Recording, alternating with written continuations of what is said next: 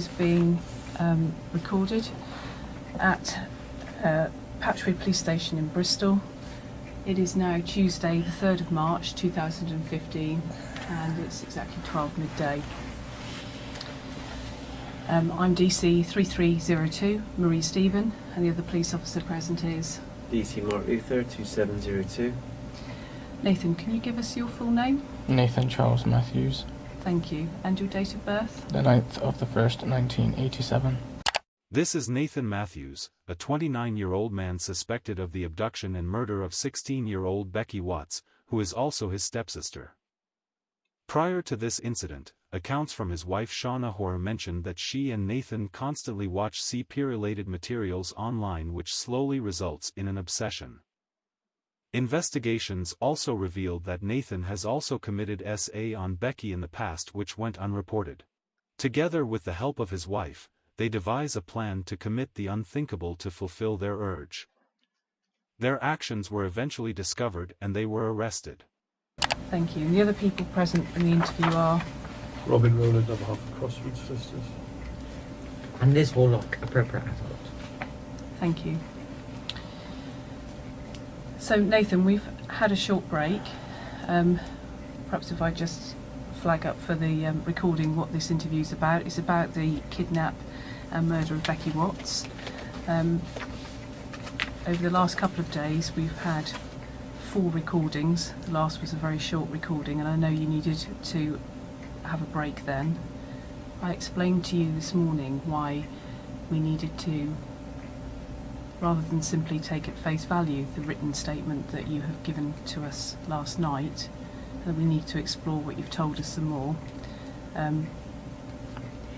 know that was difficult for you first thing this morning, but that's what we need to carry on and do, and ask you some more questions. Can you rephrase? I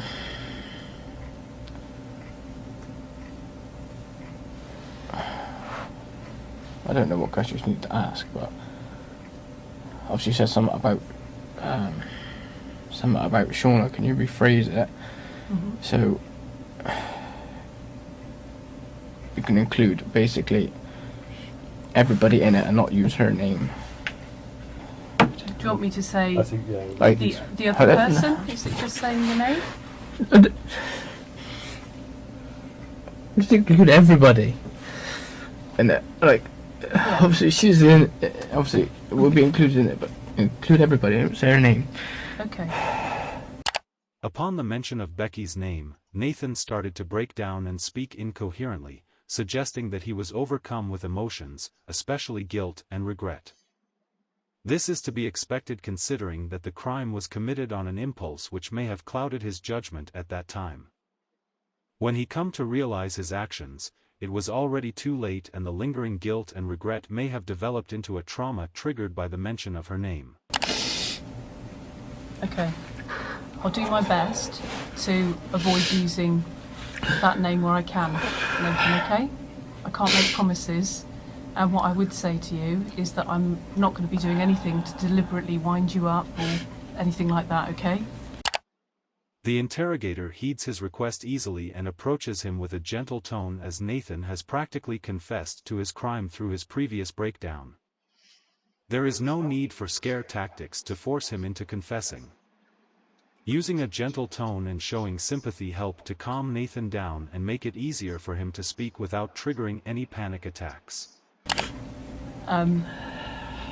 But we've obviously been here a long time, and if I make a slip up, it may well be because I'm tired and those things happen, okay? Can you tell me then, Nathan, because if we work through what you told us in this written statement, this idea that you had... Obviously used, I think you wanted more detail, yeah. was it? Yeah, there are a couple of ways... Are you gonna have to read that statement? No. There are a couple of ways we could get around this. Obviously, I don't want that to be read to someone.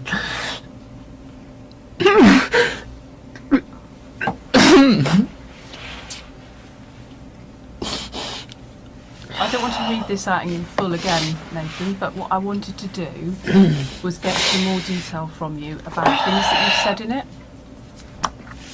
So perhaps if I could pull out some things from what you've told us and ask you to expand on it, tell us a bit more.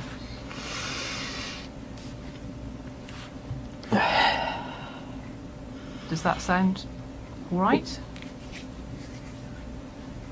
How about if we start with this idea you had about scaring Becky?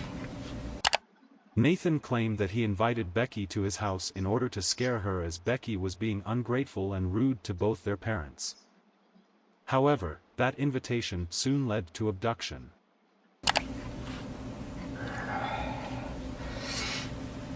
Tell me about how that started up then, how you got that idea. I don't know if it was on TV or something like that, but obviously I had a couple of dreams about... Nathan, at this point, I can't keep interrupting, but do you remember the discussions we had before you came into interview? And how you and I discussed you dealing with the interview?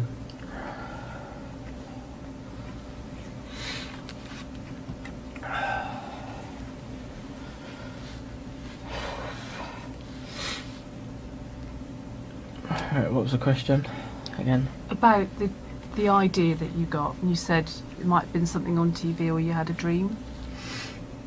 And also I came up with the idea to scare her, because, like, to try and basically make her more appreciative of life, so she'd be more appreciative for other people. She'd be, like, grateful that, you know, she wasn't harmed or anything like that, or, you know, because obviously she'd leave things out on the floor for my mum to trip over, and obviously would talk to her, like, so saying nasty comments and talk to her like dirt on the floor. We notice that as Nathan answers his questions, he tends to avoid eye contact and put his hands together to comfort himself. This is a sign of a guilty individual. He is afraid to look into the eyes of the interrogator, as he was afraid that he would be judged for his actions, which he himself knows is disgusting. Okay. So tell me what you thought you were going to do. What your plan was. So obviously stick her in the suitcase. Obviously, put tape around her mouth so she wouldn't make any noise.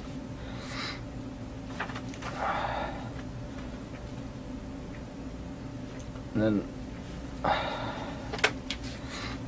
don't want to interrupt you, Nathan, but just one thing, it might be difficult to hear this later. Do you reckon you could speak up a bit?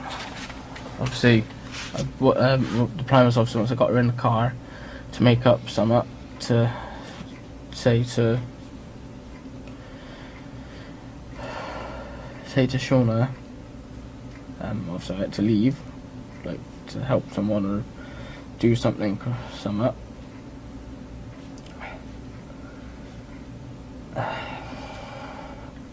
and obviously I was gonna I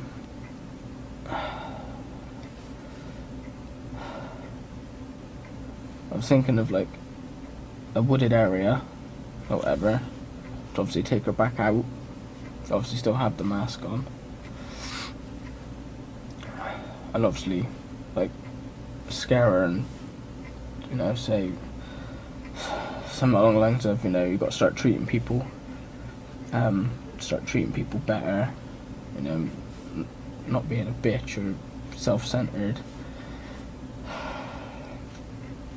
and then, like, make a threat of, you know, or this could happen again, or worse, or something like that. And obviously, I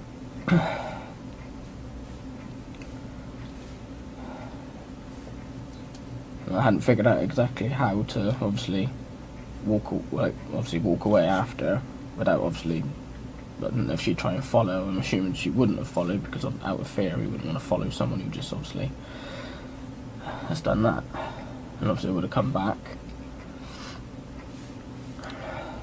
Well, I would have obviously chucked away obviously everything first, and then come back, and obviously would have acted as normal.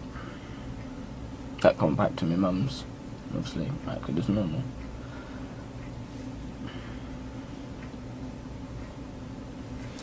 So when did you think all of this up?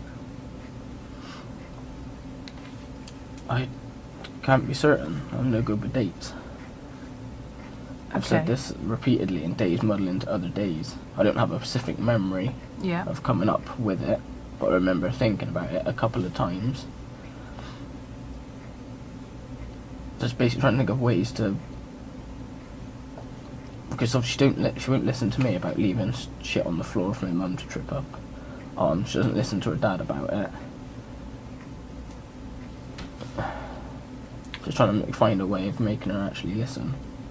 Had you had a conversation with her soon before that?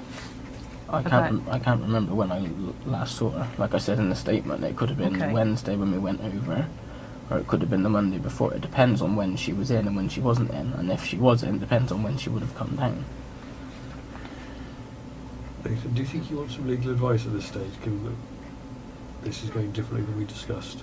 I don't know, probably here. Okay. It's 12:11 p.m.